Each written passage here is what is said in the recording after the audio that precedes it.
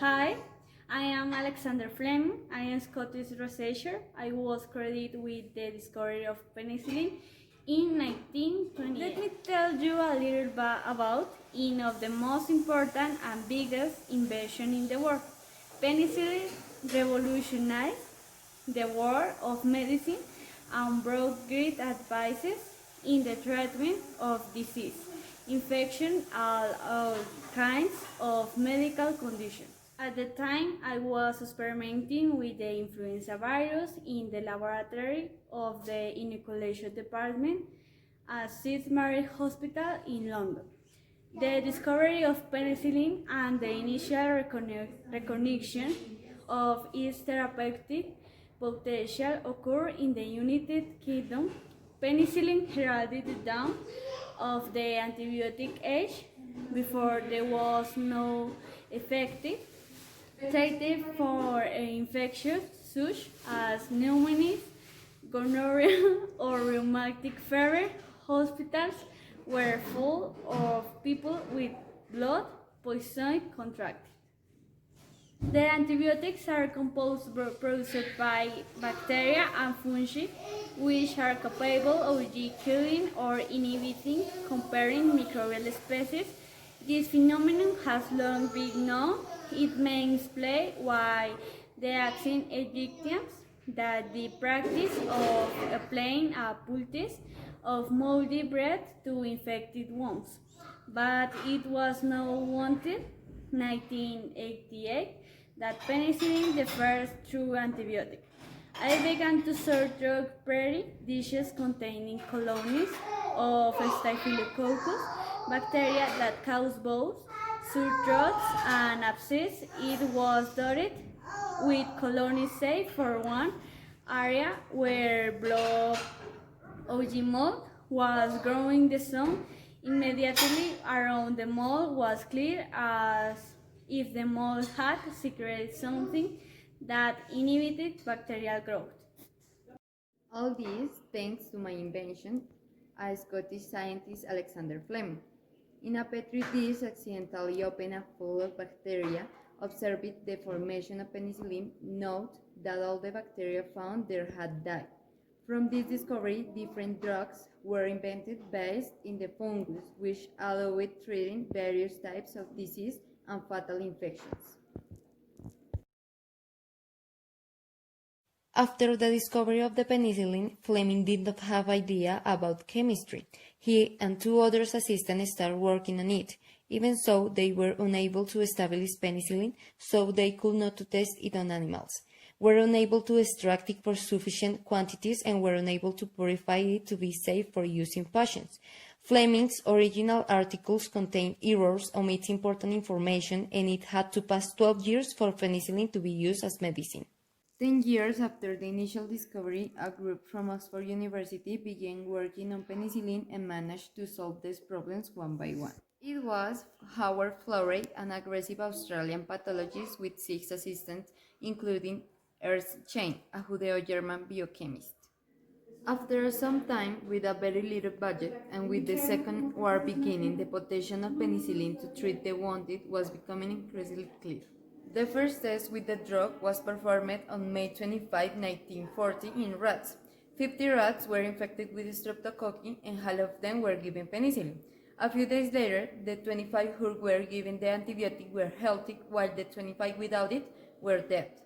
The new drug was of strategic importance because the Germans were the inventors and leaders in the manufacture of sulfa drugs, the first effective drugs against microorganisms, and the Allies had nothing like it. The British research team worked on penicillin production on a lower budget. To grow the mushrooms, they tried betel biscuit boxes, gasoline cans, bottles, and finally the most effective container, the enameled metal wedges used by hospitals for patients to relieve themselves. The laboratory instruments were assembled with bathtubs shelving.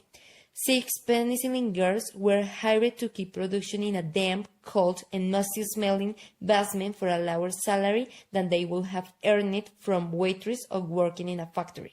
That club was the only penicillin production center until 1943. Due to several attacks by the war in the area where the laboratory was located, Florey and Hitley traveled to the United States to try to convince Americans to produce penicillin, but they didn't accept. Finally, the bombing of Pearl Harbor and the entry into the war in the United States accelerated everything, and the American government launched a research program on penicillin, and they installed a pilot center and factory in Peoria, Illinois, that had been dedicated to making whiskey before the dry law and had therefore experience in fermentation techniques. The U.S. government had to offer a tax cut to pharmaceutical companies to make them decide to collaborate. Pfizer, which was a younger company and wanted to stick its head in, and whose president had lost a daughter to an infection, developed the fermentation method in large incubators that produced large amounts of high-purity penicillin, and was the one that succeeded. In September 1940, an Oxford police officer, Albert Alexander, 48 years old, was the first person to be treated with penicillin. Alexander had scratched his face with a rose bush working in his garden. The wound was infected with streptococcus and staphylococcus, and the infection spread to the eyes and scalp.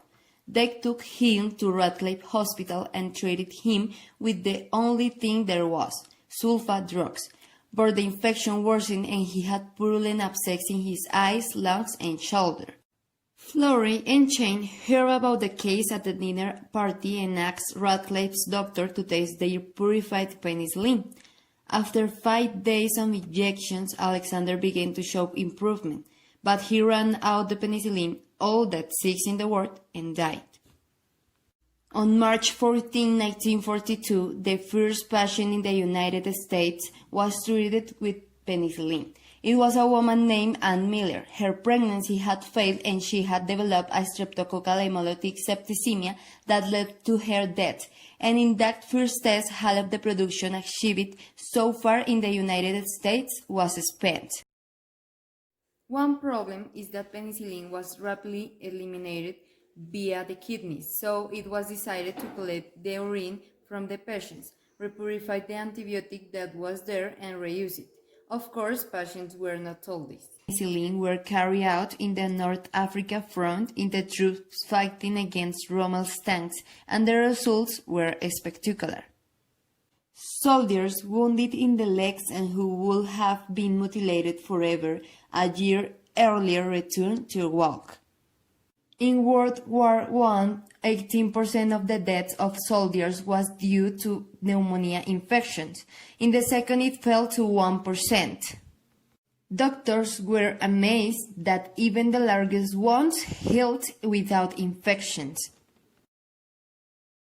In my opinion, penicillin is one of the most important inventions in the history of the world, since thanks to it, not only many lives were saved, but also today we see it as a medicine of daily life that helps disease previously seen as a deadly and today absolutely normal sick.